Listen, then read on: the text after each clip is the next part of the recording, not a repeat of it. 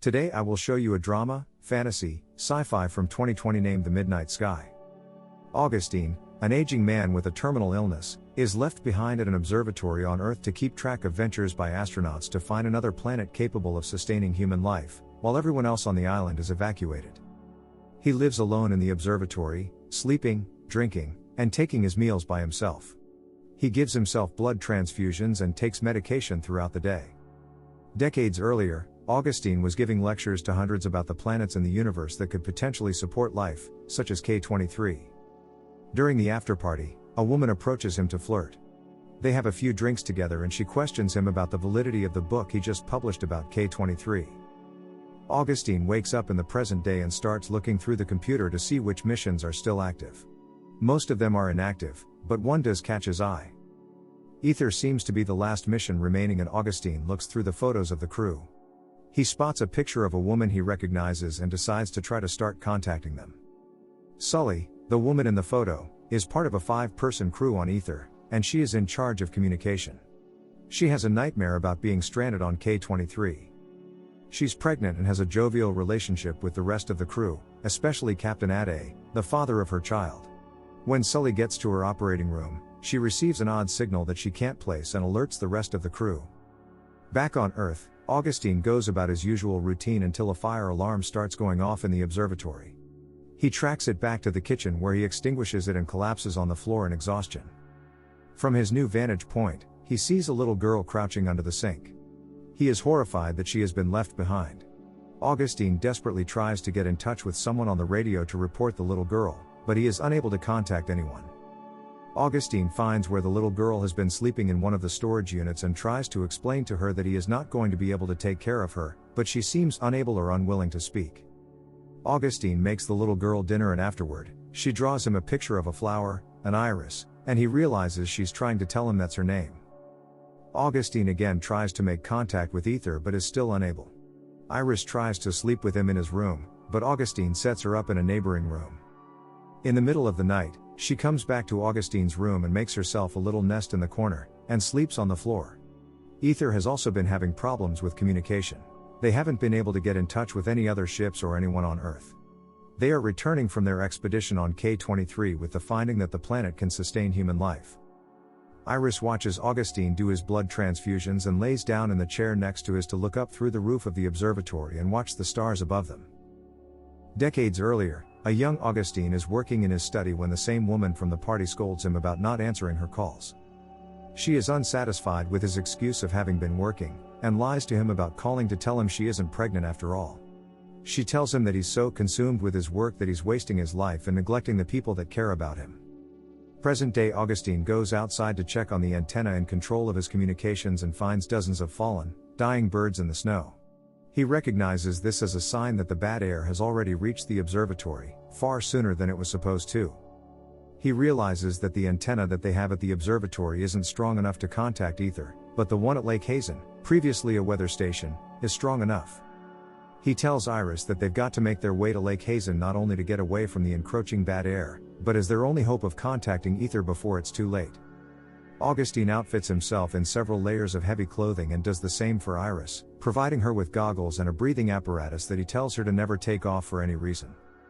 They pack up what they need most from the observatory and load it onto a jet ski. They take off from the observatory and head into the snowy tundra towards Lake Hazen. On Ether, the crew occupies their time by participating in holograms of their loved ones or playing three-dimensional video games and playing cards with each other. An alarm sounds, disrupting the peace and alerting the crew that their ship has drifted off course. They're able to determine their exact location and a route back to Earth by using the signal coming from K23, but in order to get back home, their new route will take them through uncharted territory. Augustine and Iris spend that night in a tent in the snow. During their travels the next day they spot the ruins of a wrecked plane.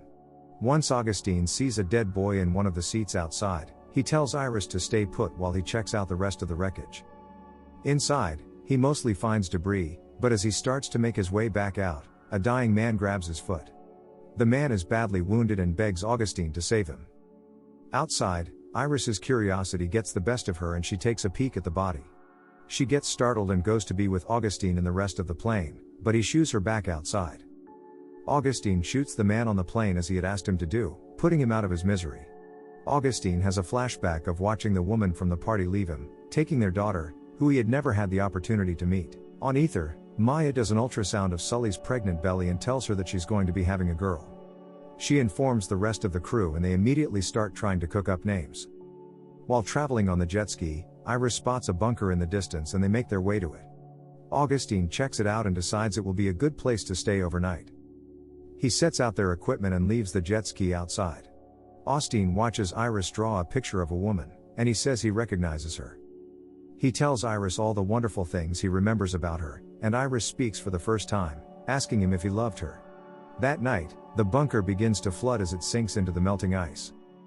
Augustine gets Iris out of the bunker and tells her to run while he tries to gather as much of their stuff as possible.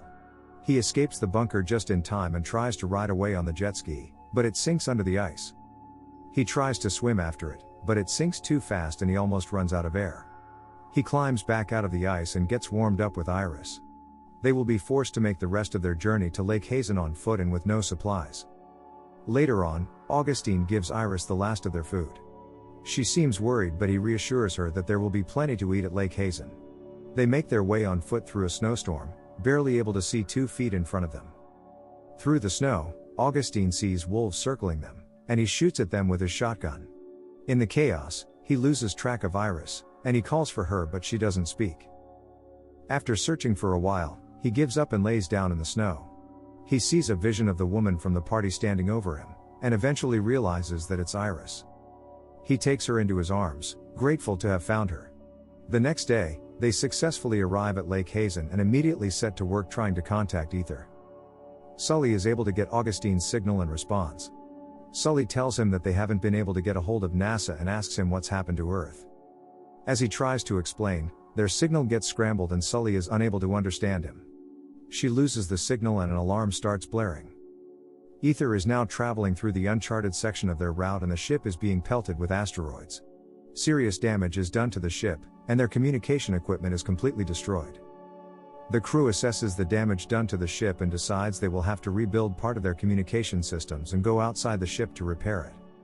Maya, Sully, and Ade will be taking the walk, this being Maya's first time ever leaving the ship while being in space. Maya is extremely nervous, and throws up several times before they step outside.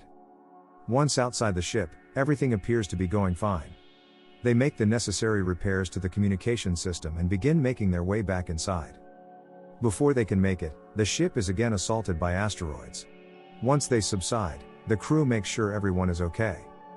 Maya is shaken up but ultimately fine, but as she makes her way back inside, she notices droplets of blood floating up from her suit and into her helmet. Ade and Sully rush her back inside the ship and Mitchell makes his way to them with the medkit. They take Maya's helmet off and as soon as they do, a large amount of blood floats out of her suit and into the ship. Maya starts to panic, saying there's too much blood, and Ade and Mitchell work to repair her wounds while Sully tries to keep Maya calm. Despite their best efforts, the crew is unable to close the wound made by debris from the ship being hit by the asteroids, and Maya dies. The crew mourns their loss, but are soon distracted when they catch their first glimpse of Earth.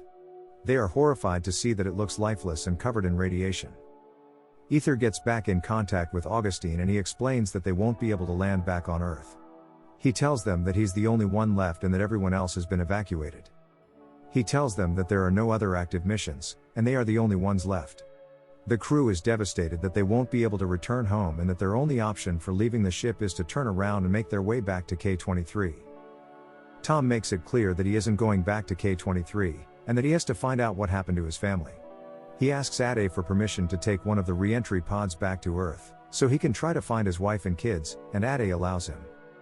As Tom prepares for his journey back to Earth, Mitchell tells him about his daughter that died at 4 years old, and how she would have been the same age as Maya if she were still alive.